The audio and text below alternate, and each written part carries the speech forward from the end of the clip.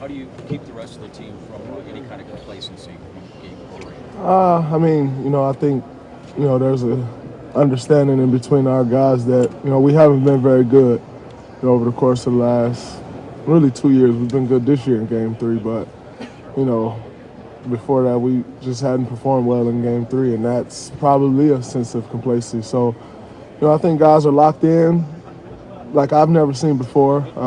Understand the task at hand and know that this is going to be the hardest game of the series, and if we can come out on top, we put ourselves in a tremendous position. But, I mean, they're down 2-0, coming home, crowd's going to be loud. They're going to give everything they have. And, we definitely understand that and know that we got to come out ready to fight and just be ready for whatever, because they're going to throw everything at us. Remy said at the beginning of the season that you want to crush Cavs. That was the feeling in your heart. Now, after these 2 games, are you feeling that you're near to accomplish that? No. We've been up 3 games to 1 before. There's no feeling of we're almost there. Got to play every game like you're down. And I think if you can keep that mindset, you'll eventually reach, the goal. But say we're up 2-0, we're good. Like, still got 2 more games to win, and those 2 will be way harder than the first 2. So, we just got to stay locked in like we've been. Remember, you just said that your teammates are locked in like you've never seen before. What makes you say that? Is there certain things that you see in your teammates? I mean, you just see, a certain amount of focus. You see a competitive level, of where, like, it hasn't been matched. And, that's a good sign. But just the way guys have been locked in, focused on the task at hand, I mean, it's been a special thing. And yet, in saying that, I think we can be so much better. I think the first game, we executed great, and we had 4 turnovers, but we didn't really make shots. The second game, we didn't execute very well, but we made shots, so now we need to put those 2 things together. But the one thing that has been constant is we've competed, and we've, been locked in on the defensive end. If we continue to do that, we'll always give ourselves a chance to win. How much better do you think Cleveland could be? I think they can be better, but I think if we continue to play our game and we get to our best, I think we'll be just fine. Draymond, everyone calls LeBron the best player on the planet. Is Kevin making a case that he's the best player on the planet? Number one, I think it's all someone's opinion of who they think is the best player on the planet. And LeBron is a great player, but K is great. I think KD is like a creative player. If you go and create this player and you can do everything you want to do, you're going to probably create Kevin Durant. And so he's special, but both of those guys are special. I don't think either one of them is out here playing, in this finals for the title of the best player in the world. They're playing for a title, an NBA title. And so I think that's the last thing on both of their minds is who's going to say who's better. Because at the end of the day, it don't matter. If you don't win, and someone say, "Oh man, he's the best player in the world." What do you get from that? But you get a lot more from getting the ring. So, I think that's both of those guys' focus. If I had to look at it from the outside looking in, I would be willing to bet that both of them would rather have a title than that title. Draymond, that's one of those theoretical matchups that could never happen. Yesterday, Magic Johnson said his Showtime Lakers would have probably swept you guys. I guess, what are your thoughts on that? That's my thoughts. Do you think about like historical matchups? How you guys stack up against some of the teams? No, I don't, because I know it could never happen. It's too.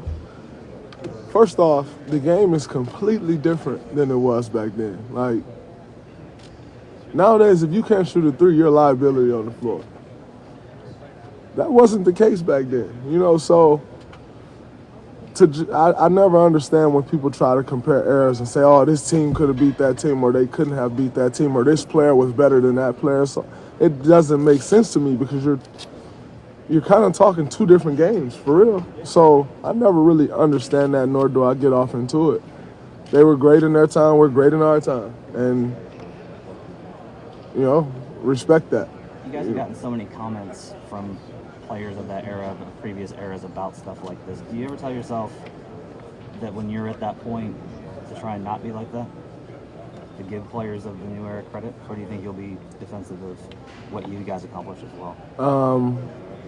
I think if you have self-confidence, you don't really care about who's coming after you is doing.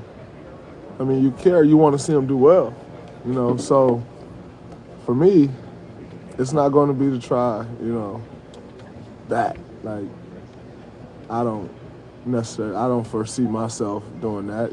It's if they're great, they're great. Respect what they're doing. I think if you have full fulfillment in what you did, and then it's not really, we would have done this and we would have done that. I think we would say we would have ran them out the gym. But is that true? I don't know. We'll never know. But in the same sense, I don't think they were as fast as we are. So I sound stupid, right? No, you sound right. No, I think I sound stupid because that's how all of it be sounding to me. So Draymond, it is what it is. if you do go 16-0, it would basically end the argument. Is that on your mind at all, history? No, I don't think it ends the argument, though, because once again, it's two different eras. You're playing against different teams. So to say, if we were to go 16-0, we beat four teams 16 times in a row. But they weren't the four teams that they had to beat, or whoever they beat. Like, I still don't think there's a comparison to make. Measured against maybe the difference of your competition. Like, mean, if you're that much better than everybody else. Only thing you can ever measure is the numbers, just because it's right there in front of you.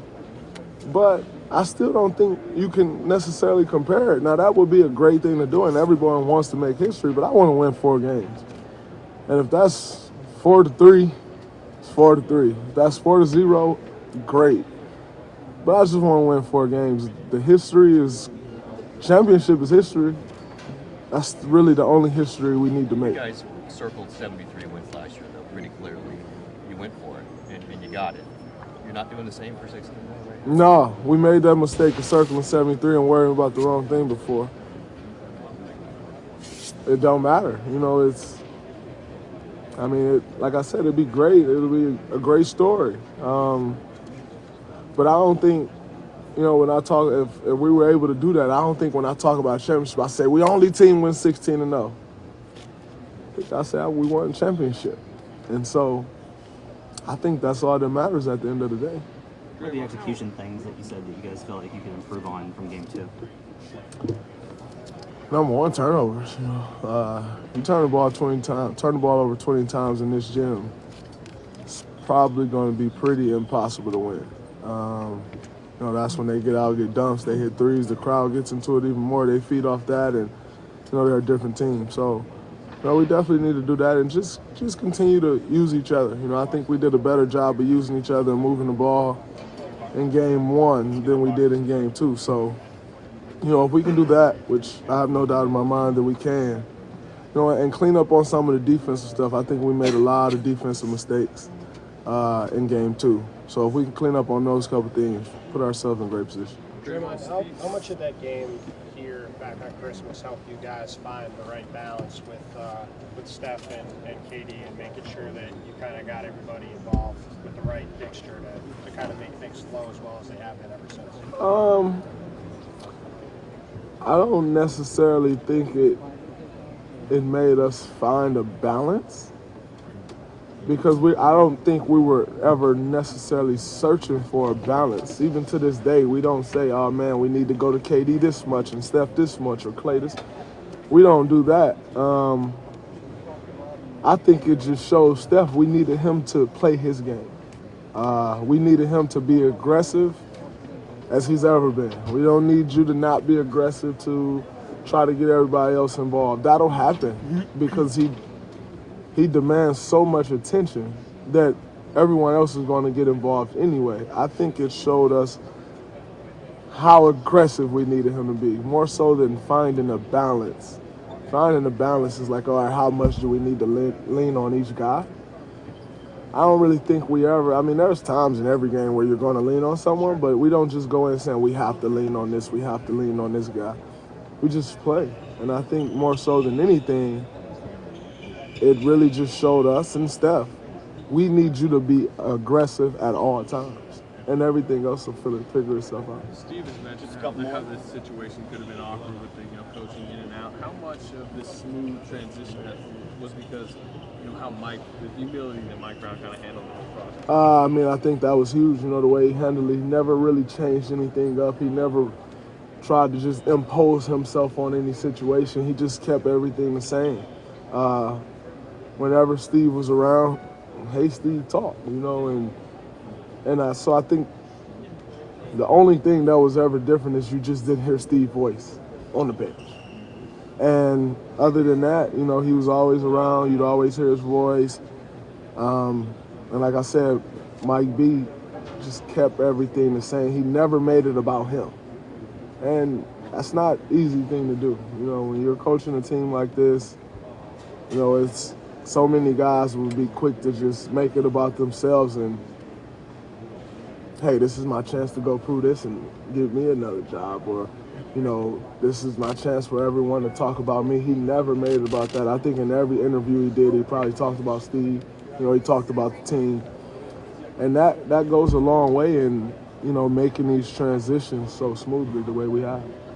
Draymond, you've been with Neymar at game 2. What do you talk to him? What kind of talk do you talk? About everything, about soccer, about... Do you like soccer? I do. About life, basketball, but just about everything. How is Kevin's defensive role and defensive impact different here with you guys than it was when you were playing against them? I mean, I don't know what their strategy was. I don't know what, was demanded of him. So I think it's kind of hard to say. I know the standard that we have, and, he's risen above that standard. So I don't think there was ever a situation where we didn't think he could defend. Hell, we played him in the Western Conference Finals last year, and he was probably the best defensive player on the floor. So I can't really speak on, what he did there or what his role was there because I don't know the ins and outs of what they do. But did you know that he could have the impact that he's had for you guys? I did because I watched him have it on us. Last year in the... Yeah, so I definitely knew he could have that impact for sure. Can he be more more impactful defensively just because he doesn't have quite the scoring burden on this team as he had earlier in his career? Does that make sense? Yeah, it makes sense. You mean like he doesn't have to save energy, I mean, that could be the case, but we still need him to go get 30, and he does that, so I don't know. Thanks, everyone.